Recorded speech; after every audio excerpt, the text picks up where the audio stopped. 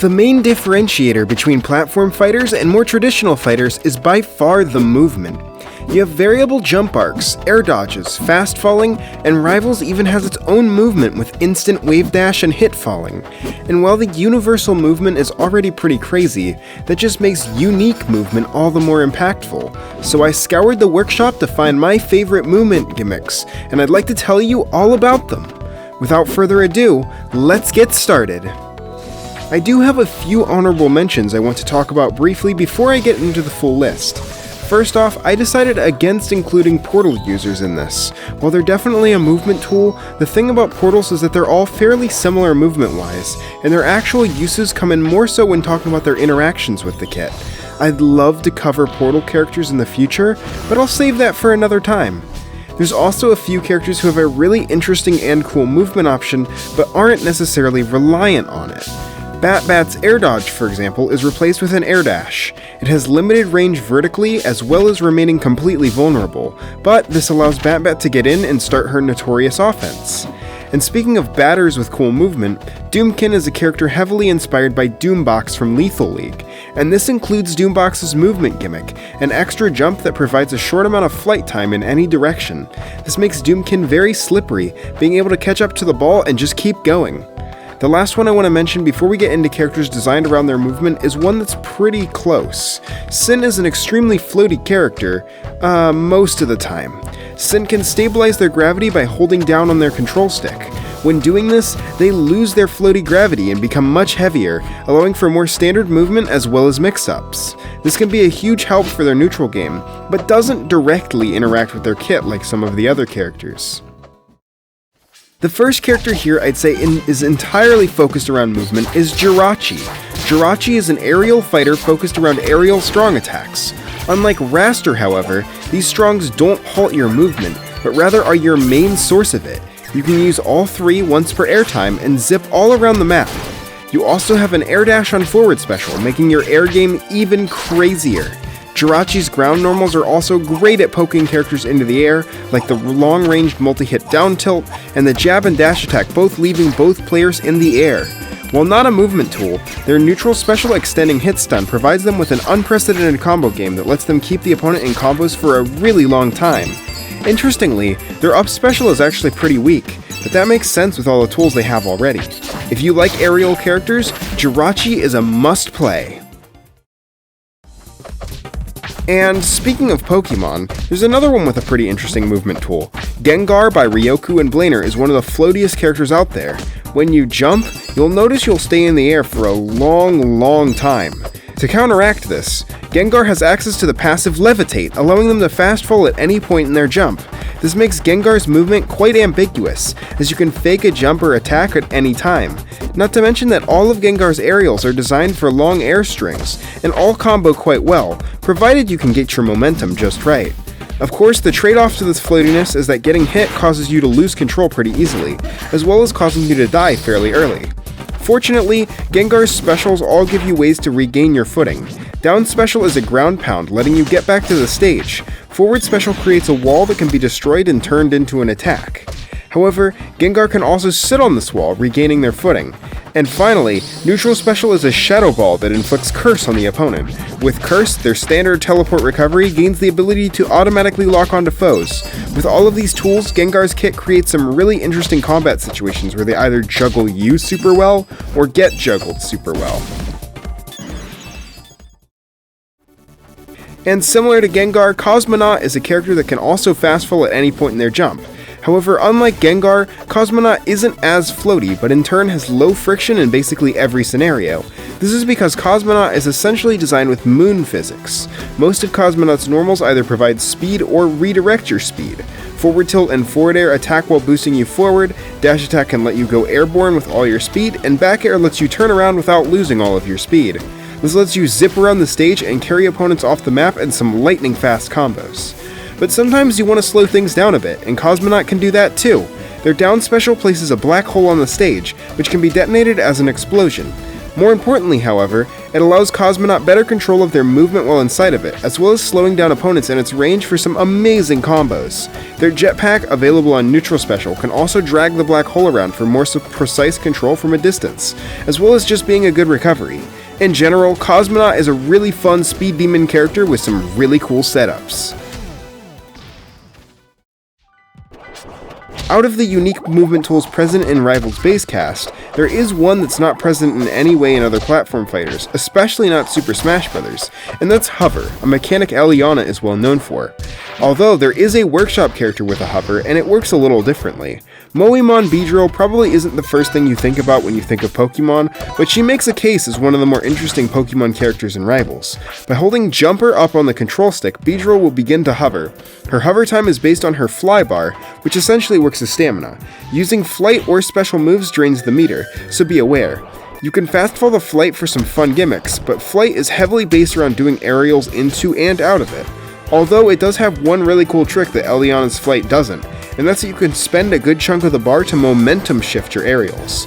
By pushing a direction away from your current flight direction during a move startup, you'll boost your momentum in that direction instead for some crazy combos. The rest of Moemon Beedrill is decidedly pretty simple. You've got some cool tools like Strongs that can carry you off stage and an air dash, but ultimately she's just a really solid and fun character that deserves more love. A character I see a lot of people in my community talk about is Demopan, and I definitely see why. He's a little on the clunky side, but in some ways that adds to his charm. While he's got a lot of just really goofy moves that are slow and impractical, there's a very powerful kit lying underneath. This is mainly due to one move, the forward air. This move is comically weak in normal situations, practically being unsafe on hit, and doing almost no knockback. However, TF2's explosives aren't just known for their damage, but also their movement ability. You can get slight boosts with up special and down air, but your biggest tool for explosive jumps is the classic sticky jumper, creating seismic blasts that knock you far away.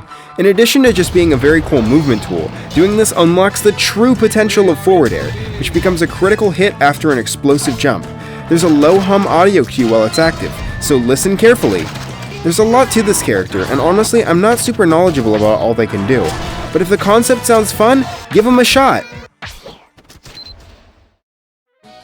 Most of you are probably familiar with Shulk's Monado arts. They're passive abilities that Shulk can activate that in turn drastically changes stats.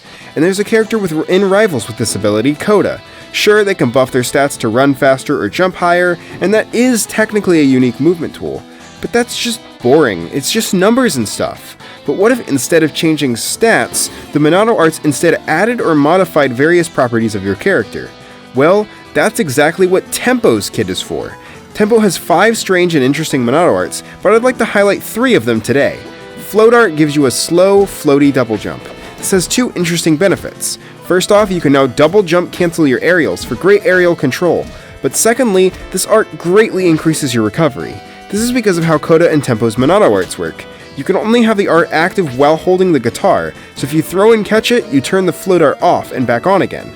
Doing this with float art keeps all of your speed from the normal jump, but lowers the rate in which you fall back down, letting you jump pretty far. Dodge art is exactly what it says on the tin. Your air dodge gets a crazy huge distance and you keep a ton of momentum when doing it. You can also act out of it faster, making it great for both recovery and starting combos from long distances. Last, but probably most interestingly, is slide art. At first glance, this art merely lowers your friction and makes all of your movement more momentum based. However, it has a hidden mechanic that you can continue to move during any action.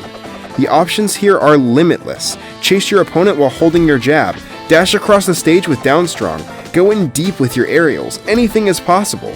Unlike Coda, Tempo tends to be a bit of a wild card, with extremely potent arts that while powerful are a bit impractical if you don't know how to use them. Anguish's Chef 2 is to this day one of my favorite workshop characters. This little farmer pig fellow is so cool as he's one of the easiest characters to understand, but one of the hardest to master. Chef 2's kit is based all around air dodges. If you're familiar with Brawlhalla, you should be aware of the idea of the gravity cancel. By pushing a neutral air dodge, you can cancel it into any grounded attack. And every single attack on Chef 2 is built around this. Down and up tilt are both launchers. Down special is a falcon kick with a grounded forward variation and an aerial down variation. Forward special is normally a combo move when in the air and a kill move on the ground. As long as you're in the air, you effectively have your entire kit at your disposal. And if that wasn't enough, Chef2 can also place a Scarecrow on the stage. While this Scarecrow can easily be destroyed, when on the stage it provides Chef2 with a golden air dodge. This air dodge allows you to perform aerials out of moving air dodges. It's not as goofy as a gravity cancel moving air dodge, but that probably wouldn't feel as good anyway. With these setups, Chef2 has near infinite combo potential, and learning how to use it is key. Getting good at gravity cancels opens up so much for this character. This is one of Anguish's last projects in the workshop community, but I really think she left it off with a bang. Although speaking of easy to understand, hard to master, we have another favorite of mine, Heartbrake. Heartbrake adds an entirely new button to the game. It's technically her taunt, but it works very differently, and I recommend rebinding it to a button that works better for you. This button is called V-Break, and it's a very interesting movement option. V-Break is a short air dash either forwards or backwards. While this may seem underwhelming, what makes this so cool is that you can use this dash during other actions. Essentially, you're able to rush in with your attacks that hit, and retreat with attacks that whiff. There's also a neutral V-Break where that's just a float, but it can only be performed without being in other actions. Using V-Break on up special completely alters its trajectory, changing its course entirely. All of this combined gives Heartbrake unprecedented control over her movements. She's a fan favorite for a reason, and I love the idea of just straight up adding a new system mechanic to a character. One of the most iconic, classic movement-based characters is Archytas' Rue. They've been around since the beginning of Workshop, and they've been updated a lot to help them stand the test of time. In their current iteration, I really like them. Rue's main gimmick revolves around neutral special. Using this move reverses your current momentum. While this might seem underwhelming, it has a lot of fun uses. For starters, you can generate momentum by fast falling, and then reverse it to super jump. Rue's normals also all move them around, and with neutral special, they can open up all sorts of new combo routes. Their projectile also can be hit around, and refreshes its hitbox each time it's hit, meaning neutral special can help weave in and out with the projectile. The icing on top is one of Rue's signature techs, the backup slingshot. By holding down strong, Rue will begin to accelerate rapidly backwards, to basically unheard of speeds. If you back up all the way off the stage, use neutral special, and then double jump, you'll be able to launch yourself all the way across the stage for some serious approaches. Rue has always been seen as a very difficult opponent to handle, but mastering their kit lets you zip around the stage quite well. We're almost to the end, but for the last few characters I wanted to highlight two creators in particular, who are both known to their dedication for crazy movement options. The first of the two is Shplurmff. Both of their characters are absolute speed demons, able to traverse stages absurdly quickly. Let's start with their first character, Zera. Zera is an ice rabbit with a kit designed around ice skating.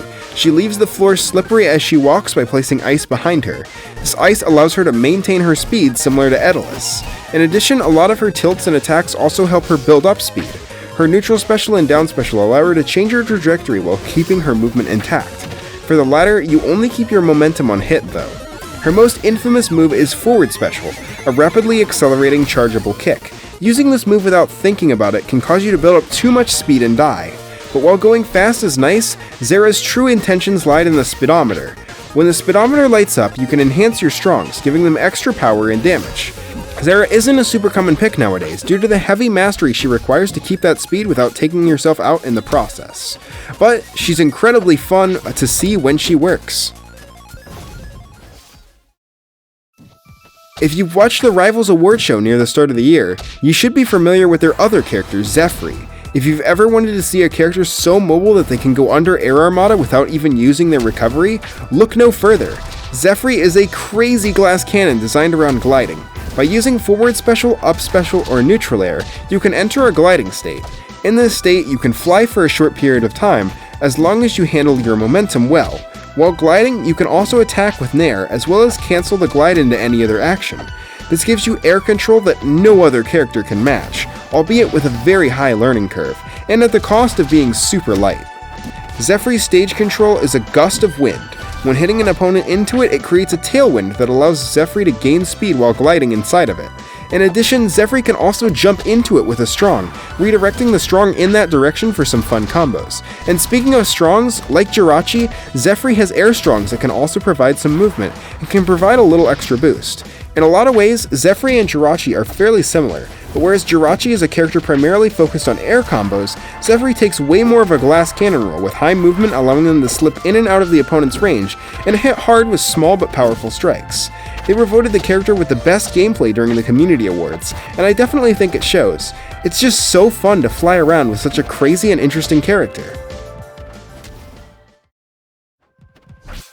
And lastly, we need to talk about the cult classics. There's a developer known for their characters with very specific playstyles that tend to attract the eye of players who want to master difficult gimmicks. These characters are of course made by Laska. Let's start with their most iconic one first. At first glance, Load and Pool do not seem like they belong here.